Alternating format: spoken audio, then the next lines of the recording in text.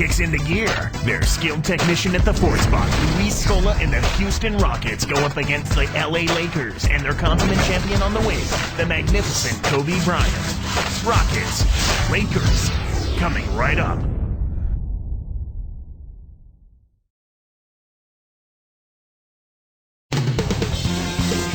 And the Lakers going through their pregame routines. Thanks for joining us as we bring you this presentation of the NBA on 2K Sports. Along with Doris Burke and Clark Kellogg, this is Kevin Harlan. And right now the Rockets, they like to start this road trip off on a positive note. First time this season that these two clubs have faced off against each other. And of course the Rockets. A season ago, they could only pull out one win in 4 tries, Clark, and they hope to turn that around this year. Kevin, this is the first game of a really short road trip for them. We'll see how this first one goes. And the Houston starting 5. Luis Scola at the power forward and Big Yao Ming in the middle. Brooks and Martin manning the backcourt. And Battier.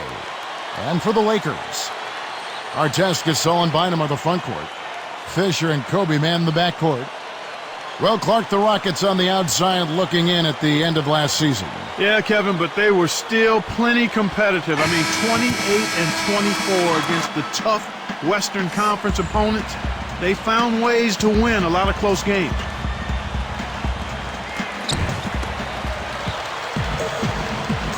Here's Fisher. Now here's Gasol.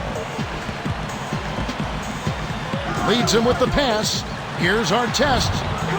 Rebound by Yao. And the West, Clark, a tough conference. Not many bad teams there at all. That's right, Kevin. Houston kept afloat by keeping their focus. I mean, they came to play every night, and they beat teams that they were supposed to beat as well. Let's find out what Doris Burke has for us.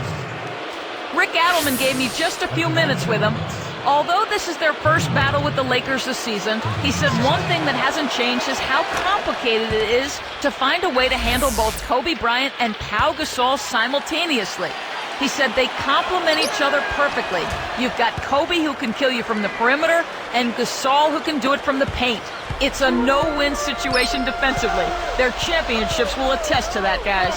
Great. Thanks for the report, Doris. Bynum down low. Yao's there. Here's Gasol.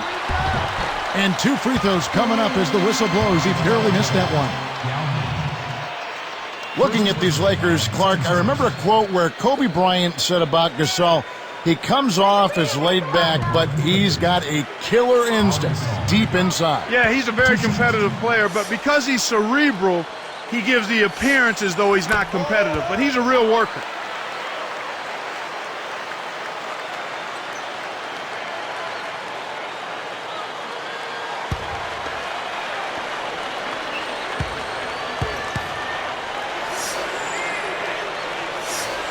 And so he makes both from the line. Gasol and Bryant speak to each other in Spanish, so their opponents aren't quite sure of what they're talking about. They do recognize, though, that combination is lethal. Well, we talked about Gasol and Kobe both speaking Spanish. I sense there's a very vibrant chemistry between the two, Clark. Yeah, and I think you're accurate there, Kevin. I mean, you watch those two guys, how they can make eye contact with one another. They truly have a good relationship between the lines, and it's a lethal one for opponents. I think they push each other. They do. They push each other. They raise the bar on one another and hold each other accountable, too. Seeing Yao out there reminds me of this Shaquille O'Neal quote on the big fella. He said, I like Yao because he plays like a man. What do you make of that, Clark? Well, I think part of it is that Shaq appreciates that Yao rarely flops. Shaq has a problem with big guys that flop. So do I. And he's skilled and uses his size and weight effectively. And that's good as he hits both of his shots. Here's Fisher. Left side, Kobe. Great finish in traffic. Kobe's got his first 2 points of the night. But Clark, with Yao, he has to be careful about carrying too much muscle on that frame because his feet do take a pounding. Well, that's the case with any of the 7-footers. They just have to be careful with the lower extremities. He needed major surgery to correct his high arches, missed a season as a result. I hope those foot problems are behind him. Got the bucket and the foul. Excellent anticipation there, Kev. He placed that pass perfectly. Shooting for Los Angeles, Ron Artest. Shooting one.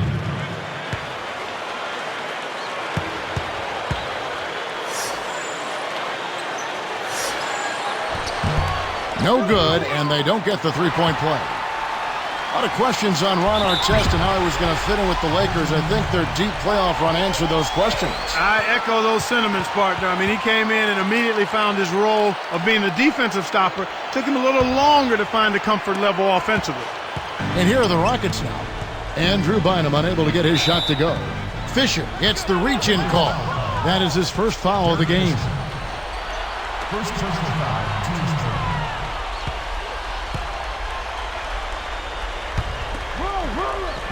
Here is Brooks.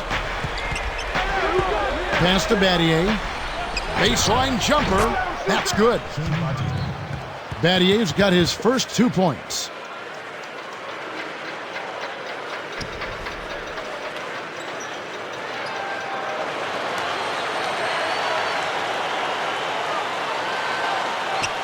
Here's Fisher.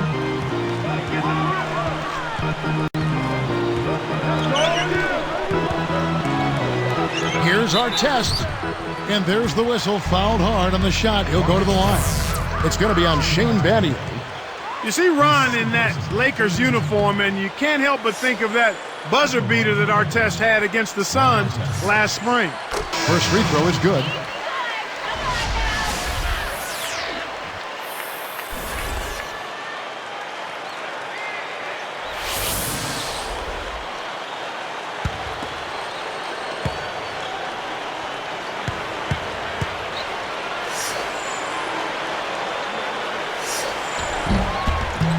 And that one goes in. 2 from the line that time.